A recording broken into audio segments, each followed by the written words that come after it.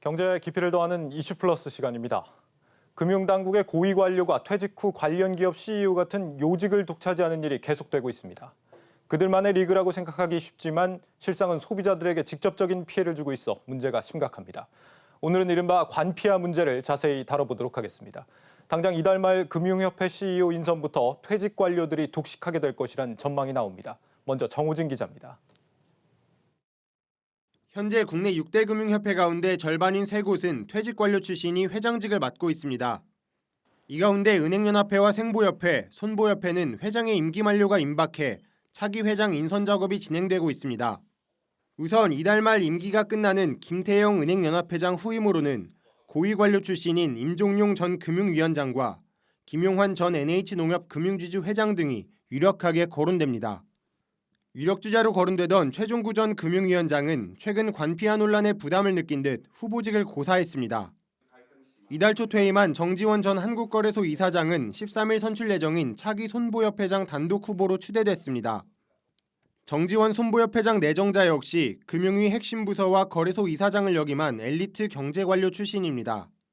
다음 달 8일 임기가 만료되는 신용길 생보협회장의 후임에는 진웅섭 전 금융감독원장과 정의수 보험연수 원장 등이 거론됩니다. 진웅섭 전 원장은 행정고시 28회 출신으로 한국정책금융공사 사장 등을 거쳤고 정의수 원장은 19대 국회 기획재정위원장을 역임한 삼선 의원 출신입니다. 이들 협회 회장 자리가 모두 관 출신으로 채워지면 6대 금융협회 가운데 금융투자협회를 제외한 5곳을 관료 출신 인사가 석권하게 됩니다. 퇴직 관료가 요직을 차지하는 현상은 비단 금융협회뿐만 아니라 금융권 곳곳에서 일어나고 있습니다. 다음 달 선출 예정인 한국거래소 신임 이사장은 손병두 전 금융위 부위원장이 유력 후보로 거론되고 있고 서울보증보험 차기 사장은 유광열 전 금감원 수석부원장이 내정된 것으로 알려졌습니다. 이런 현상은 문재인 정부 들어 부쩍 확대되고 있습니다. 지난 2014년 세월호 참사 당시 해양수산부 소속 공무원의 항만업계 재취업이 참사원인 가운데 하나로 지목되면서 관피아에 대한 부정적 여론에 밀려 금융협회 회장직은 대부분 민간 출신으로 채워졌습니다. 하지만 코로나19 사태 이후 정부의 시장 개입이 본격화되면서 관료 출신 수장들이 다시 물망에 오르고 있습니다. 문재인 정부 출범 이후 금융권 관피아의 부활이 현실화되면서 금융권의 자율성 침해를 우려하는 목소리가 높아지고 있습니다. 한국경제TV 정호진입니다. 관료 출신들이 민간기업 수장으로 내려오는 사례는 유독 금융권에서 가장 활발합니다. 금융회사들도 관료 출신 CEO를 일정 부분 선호하고 있다는 점이 이유로 보입니다. 장슬기 기자가 그 배경을 짚어봤습니다. 관료와 마피아의 합성어인 관피아. 이 조어는 재무부와 마피아의 합성어인 모피아에서 파생된 말인데요. 2000년대 초반부터 경제관료 출신들이 금융기관과 협회장 자리를 독식하기 시작하면서 이런 별칭이 생겨났습니다. 그런데 왜 유독 금융권에서만 관피아 논란이 끊이지 않는 걸까요? 그 원인은 금융산업의 특수성에서 찾을 수 있습니다.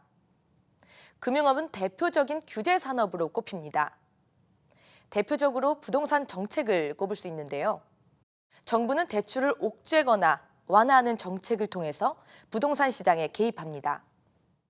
이런 정책은 당장 은행의 이자 수익에도 큰 영향을 미치게 됩니다. 은행과 보험, 카드, 증권사 등 금융사들이 새로운 사업에 진출할 때도 정부의 규제는 아주 민감하게 작용합니다.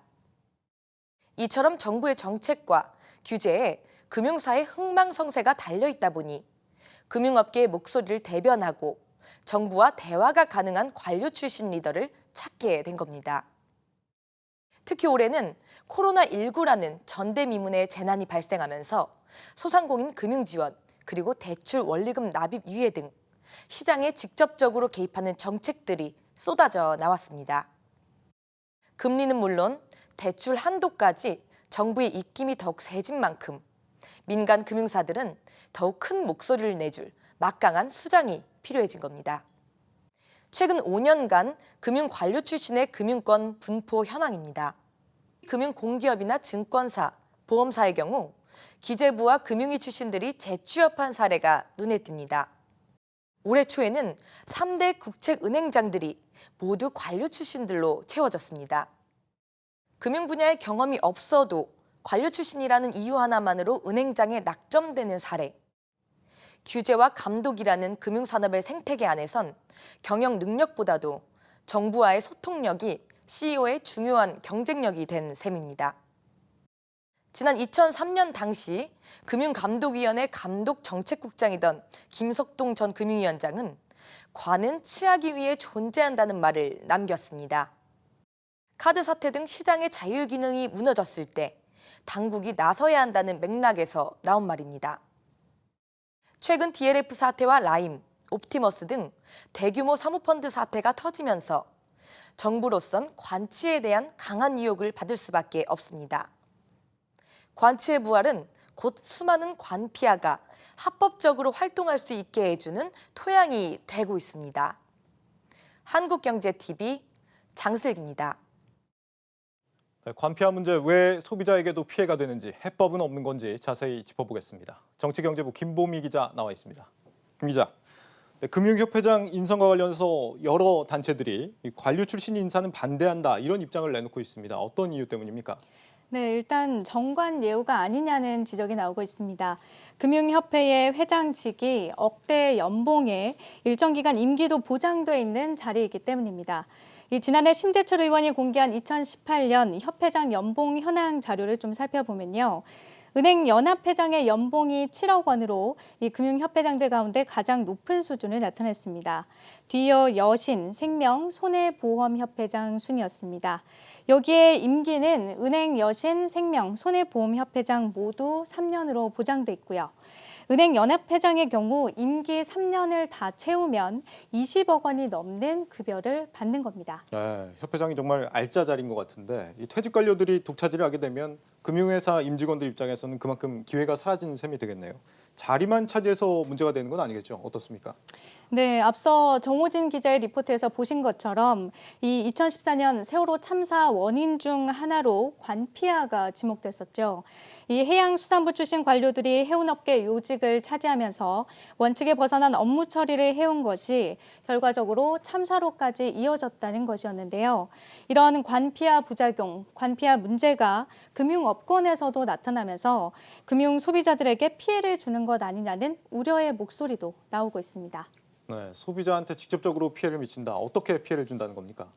일단 가장 최근 이슈가 되고 있는 옵티머스 펀드 사건을 예를 들어서 설명드리겠습니다. 네. 사실 어제 옵티머스 자산 운용 펀드에 대한 실사 결과가 나왔습니다. 5,100억 원 규모의 투자금 가운데 최소 4,300억 원 가량은 돌려받기 힘들 것으로 나타났는데요.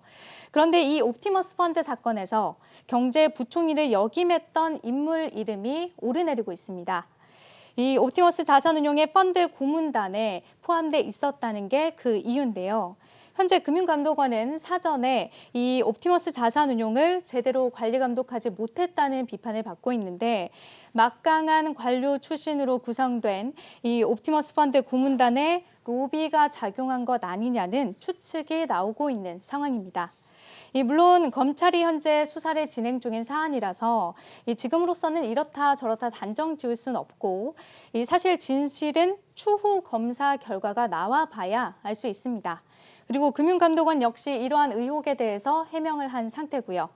다만 일단 관료 출신 인물들이 이 많은 금융 소비자들의 피해를 낳은 옵티머스 펀드 사건에서 오르내리는 것 자체가 금융 소비자들에게는 또 한 번의 상처가 되고 있습니다.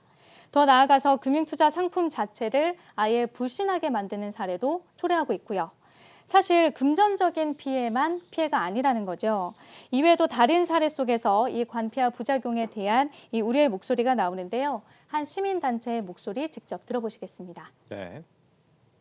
자동차 자차보험금 본인 부담금도 마땅히 대법 판례에 따라서 지급해야 마땅함에도 그것을 강력하게 금융감독 당국이 지시하고 관리하지 못하는 것은 이런 관피아가 딱 버티고 있어가지고 그것을 막고 있기 때문에 그런 것이 아닌가 생각됩니다. 네, 옵티머스 투자 피해만 4천억 원, 이 소비자 피해도 심각하고 자칫하면 우리 금융산업 자체가 좀 경쟁력을 잃어버릴 수도 있겠다 이런 생각이 드는데요. 네, 그렇습니다. 이뿐만 아니라 관료 출신 협회장이 아예 정부 목소리를 대변할 수도 있다는 우려의 시각도 있습니다. 이 회원사들의 애로사항 등을 당국에 전달하고 건의하기보다는 협회장이 오히려 정부나 금융당국의 입장에 앞장설 수 있다는 건데요. 이 오정근 교수의 인터뷰를 통해서 들어보시죠. 네. 정부의 정책을 산하 금융기관들에게 전달하는 거꾸로 역기능을 하고 있단 말이에요. 예를 들어서 정부에서 무슨 뭐 창업 펀드 같은 거 하나 필요하다 그러면은 그 협회장들이 뭐 우리 얼마씩 그냥 펀드를 조성합시다 이래서 네, 이외에도 채용 청탁 등 이 각종 비리가 빈번해질 수 있다는 문제도 제기되고 있습니다. 네, 소비자와 금융생태계 모두에 별로 그렇게 좋지 않은 구조 같은데 제도적으로 막을 수는 없는 겁니까? 사실 법이 없지는 않습니다. 우리나라는 이 관피아의 낙하산 문제를 해결하기 위해서 1981년에 이미 공직자윤리법을 제정했습니다. 그리고 몇 차례 개정 작업을 거쳐서 지금은 공직자가 퇴직하고서 3년간 기존 자리와 관련 있는 업무를 맡을 수 없도록 하고 있습니다. 이는 독일, 프랑스의 고위공직자 취업 제한 규정과 거의 동일한 수준이고요. 네, 3년간 재취업을 할 수 없다. 그런데 이 정도 규제만으로는 소용이 없다 이거군요. 왜 계속되는 겁니까? 네, 그렇습니다. 이런 법이 마련돼 있음에도 불구하고 사실 관피아 관련 이 각종 부작용을 우려하는 목소리는 여전한데요. 이건 무엇보다 비위 행위에 대한 처벌이 약하기 때문입니다. 공직자윤리법 제29조에서는 이 관피아 관련 비위 행위 적발 시 2년 이하의 징역 또는 2천만 원 이하의 벌금에 처한다라고 정하고 있는데요. 사실 법에서 이렇게 정한 대로 처벌받는 사람이 드문 게 현실입니다. 이 상황이 이렇다 보니 퇴직한 지 3년이 채 되지 않았음에도 불구하고 직무 연관성이 높은 기관에 재취업 자리에 지원하는 사례가 비일비재합니다. 전문가들은 무엇보다 이런 관피아로 인한 각종 부작용을 막으려면 비위 행위에 따른 처벌을 강화해야 한다고 조언하고 있습니다. 연금 박탈이나 부당이득의 이 완전한 환수, 채용기업 엄벌 등과 같은 실질적인 처벌이 이뤄져야 관피아 문제를 해결할 수 있다는 건데요. 실예로 독일, 프랑스는 규정을 위반할 경우 연금을 박탈하거나 삭감, 압류 등의 조치를 취하고 있고요. 또 미국의 경우에는 퇴직 공무원이 대리, 조력, 조언 행위만 해도 1년 이하의 금고형을 내리거나 5천만 원 이하 벌금을 물리는 등 아주 세밀하게 이 퇴직 공무원의 행동 하나하나를 제한하고 있습니다. 네, 법은 있는데 처벌은 안 한다. 굉장히 좀 황당한 일인데 한편으로는 뭐 금융회사들도 일정 부분은 관료 출신이 오는 걸 원한다고 하니까 서로 간에 좀 유혹을 뿌리치기가 좀 쉽지 않을 거라는 생각도 드네요. 네, 맞습니다. 이 때문에 이 규제적인 측면에서도 어느 정도 고려해야 될 부분은 있습니다. 이 부분과 관련해서는 김상봉 한성대학교 경제학과 교수의 인터뷰 들어보시겠습니다. 네. 일단 기본적으로 규제를 필요한 부분만 두고 웬만한 규제들을 좀 많이 푸는 게 좋겠죠. BIS 자기자본 비율이라든지 이런 규제들은 두고 나머지 규제들은 민간에서 결정하도록 하는 그런 부분들이 있을 거고.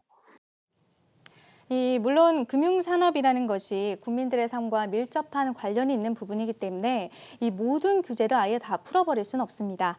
그럼에도 불구하고 과도하게 이 불필요한 규제는 덜어낼 필요가 있다는 의견이었습니다.